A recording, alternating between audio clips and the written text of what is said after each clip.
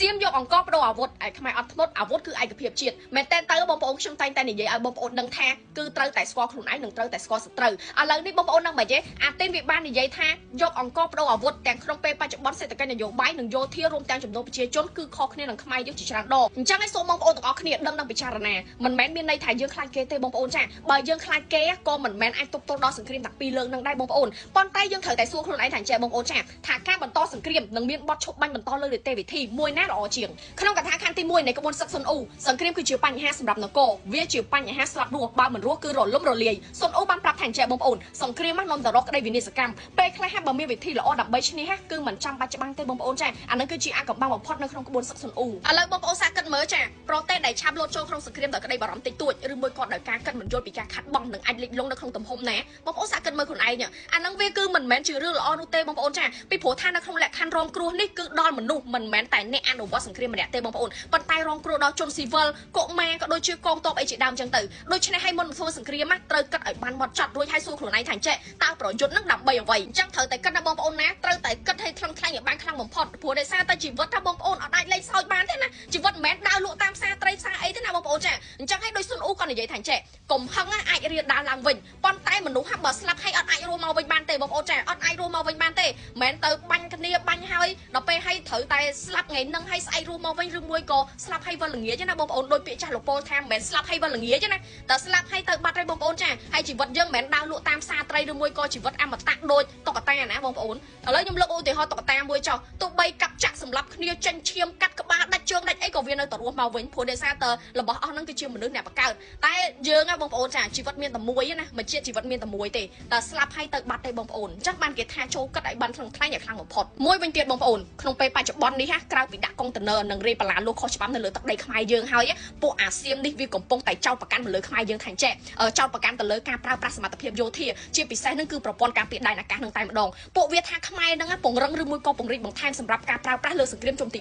3ហើយបងប្អូនមានឆ្ងល់ទេថាហេតុអ្វីបានជាពួកវាចោទប្រកាន់ទៅលើខ្មែរយើងបែបហ្នឹងបងប្អូនចាបងប្អូនក៏បានដឹងដែរនៅក្នុងពេលបច្ចុប្បន្ននេះសង្គ្រាមមិនទាន់បានបញ្ចប់ទេបងប្អូនត្រឹមតែមានបទឈប់បាញ់ទេណាបងប្អូនណាគេកំពុងតែទិញអាវុធទំនើបរាប់ពាន់រាប់លានដុល្លារបងប្អូនចាមកដាក់កោជើងគ្នាបន្ថែមហើយរងគ្នាកែនទ័ពកាន់តែច្រើនរៀបចំលេនដ្ឋាននិងការវឹកហាត់សមយុទ្ធដើម្បីត្រៀមប្រយុទ្ធអីចឹងទៅហើយពួកវាអារឿងចោទយើងនឹងលេខ1ហ្មងបងប្អូនចានិយាយទៅពកកែចោទខ្លាំងមែនតើដើម្បីចង់ដឹងពីយើងគឺពួកវាចង់ដឹងពីយើងណាហើយមួយវិញទៀតគឺដើម្បីបង្ហាញថាយើងនឹងបានបំពេញទៅលើបទឈប់បាញ់និងខ្មែរនឹងឆ្លាញ់សង្គ្រាមខ្លាំងណាស់រួចហើយសៀមក៏អាចដឹងបើសិនជាយើងបង្ហាញតាមអ្វីដែលគេចង់ឃើញហើយបើនិយាយពីរឿងធំវិញមានតែ2ទេបងប្អូនចាមានតែ2ទេទី1ហ្នឹងគឺគេជំរុញសង្គ្រាមព្រោះជាសង្គ្រាមនៅលើទឹកដីខ្មែរយើងចំណុចទី2ដើម្បីបង្ករឿងខ្មែរទទួលខុសត្រូវនៅសង្គ្រាមលើកទី1និងសង្គ្រាមលើកទី2ទាំងខ្មែរគឺជាអ្នកត្រូវអារបៀបថាអញ្ចឹងបងប្អូនសខ្លាចជាខ្មៅសូមបើកវងកញ្ចក់ឲ្យបងប្អូនតិចបានន័យថាសខ្លាចទៅជាខ្មៅបងប្អូនចារួចហើយគោលដៅគេក៏មិនមែនតែប៉ុណ្្នឹងដែរបងប្អូនចាពីព្រោះថាគេមានបងធំគេនៅពីក្រោយខ្នងអញ្ចឹងណាបងប្អូនហើយបងប្អូនចាំតែមើលឲ្យតែពង្រីកសង្គ្រាមធំភ្លាមគឺជាសង្គ្រាមនៅលើទឹកដីខ្មែរយើងហើយបងប្អូនចាហើយពេលនោះហើយប្រទេសខ្មែរយើងនឹងខ្លាយទៅជាកន្លែងសាអាវុធភ្លាមតែម្ដង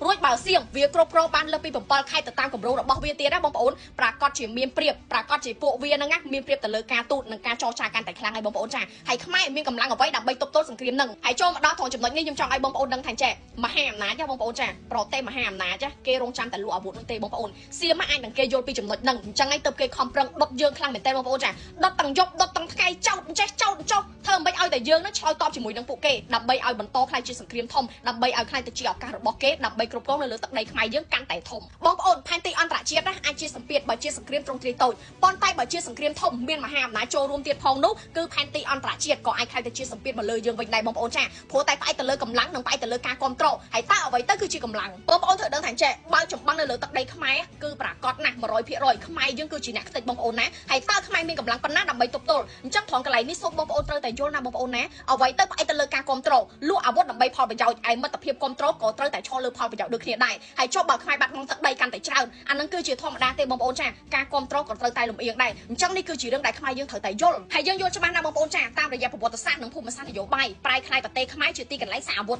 យើងប្រយុទ្ធតាំងពីសម័យលន់នល់ចូលមកដល់សម័យខ្មែរក្រហមនិងតស៊ូរហូតដល់មានកិច្ចព្រមព្រៀងទីក្រុងប៉ារីសនិងតស៊ូត្រេះរិះក្រុមមជ្ឈបាយឲ្យតែខ្មែរក្រហមហ្នឹងប្រែក្លាយទៅជាខ្មែរទាំងអស់ដូចក្នុងពេលបច្ចុប្បន្ននេះបងប្អូនឯងបើនិយាយពីកម្លាំងតស៊ូ ស៊ូរបស់ខ្មែរយើងវិញណាខ្មែរយើងតស៊ូច្រើនចំនួនណាបងប្អូនចាតស៊ូច្រើនចំនួនណាតម្រុំតែបានដោយសពថ្ងៃនេះឥឡូវថៃឬមួយក៏សៀមនេះក៏ចង់បង្កើតសង្គ្រាមនៅលើទឹកដីខ្មែរយើងទៀតហើយតើជនជាតិខ្មែរយើងគួរតែធ្វើការសម្រេចចិត្តបែបណាបើនិយាយឲ្យចំទៅបងប្អូនបើសិនជាយើងប្រៀបធៀបទៅដោយកលាអុកអញ្ចឹងបងប្អូនដោយក្រឡាអុកអញ្ចឹងបើយើងដឹងពីរបៀបដើរអ្នកដែលទប់គឺមិនអាចឲ្យអ្នកដែលបុកនឹងសម្រេចទៅតាមក្រឡារបស់គេបានទេប៉ុន្តែបើយើងមិនដឹងថាគេកំពុងតែអុកបុកហើយយើងព្យាយាមបុកដែរអញ្ចឹងមានតែបង្កគ្រោះថ្នាក់លើវិនាទីនៃក្រឡាយើងទេបងប្អូនចាខ្ញុំក៏មិនហ៊ានថាយើងឈ្នះគេដែរបងប្អូនបើយើងប្រើប្រាស់វិធីសាស្ត្របែបហ្នឹងប៉ុន្តែខ្ញុំដឹងថាអញ្ចឹងបងប្អូនគឺយើងមិនអាចឲ្យគេសម្រេចនៅមហិច្ឆតារបស់គេបានទេបងប្អូនចាអញ្ចឹងហើយទៅបានជាខ្ញុំនិយាយថាអញ្ចឹងការស្គាល់ពីខ្លួនឯងនិងស្គាល់ពីសត្រូវនាំមកនៅភាពច្បាស់លាស់គឺសម្រាប់នៃការប្រយុទ្ធនិងការទប់ជាចុងក្រោយបងប្អូនណាត្រូវតែជឿទុកចិត្តទៅលើរដ្ឋាភិបាលជឿទុកចិត្តទៅលើថ្នាក់ដឹកនាំគ្រប់ជាន់ថ្នាក់ដើម្បីយើងក៏ដើម្បីជាយើងទាំងអស់គ្នាផងដែរជួបខ្ញុំស្រីនួននៅវីដេអូក្រោយ